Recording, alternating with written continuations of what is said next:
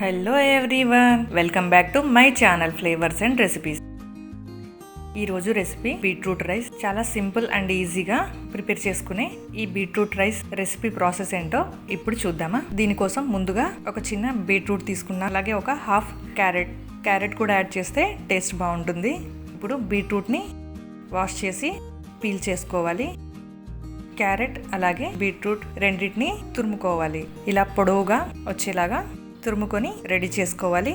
ఇప్పుడు stove on చేసి నేను కొంచెం బటర్ యాడ్ చేస్తున్నాను. బటర్ కానీ నెయ్యి కానీ వేస్తే చిన్నపిల్లలు చాలా ఇష్టపడతారు. దీనికోసం ఆయిల్ అయినా యూస్ చేసుకోవచ్చు. బటర్ కొంచెం వేడెక్కాక 1 టీ స్పూన్ శనగపప్పు వేసుకొని వేయించుకోవాలి. ఇది కొంచెం వేగాక 2 టీ స్పూన్ల మినపప్పు వేసుకోవాలి. ఇందులో కొంచెం పచ్చిమిర్చి యాడ్ చేస్తున్నాను. మీ టేస్ట్కి తగ్గట్టుగా పచ్చిమిర్చి యాడ్ చేసుకోండి. కొంచెం కరివేపాకు అలాగే క్యారెట్ తురుము వేసుకొని కలుపుకోవాలి. ఇది కొంచెం మగ్గాక బీట్రూట్ కూడా యాడ్ చేసుకొని కలుపుకోవాలి. మూత పెట్టాలి. మీడియం ఫ్లేమ్లో 2 నుంచి 3 నిమిషాలు మాత్రమే మగ్గనివ్వాలి. నేను తీసుకున్న బీట్రూట్ క్యారెట్ క్వాంటిటీకి తగ్గట్టుగా 1 కప్పు రైస్ని యాడ్ చేస్తున్నాను.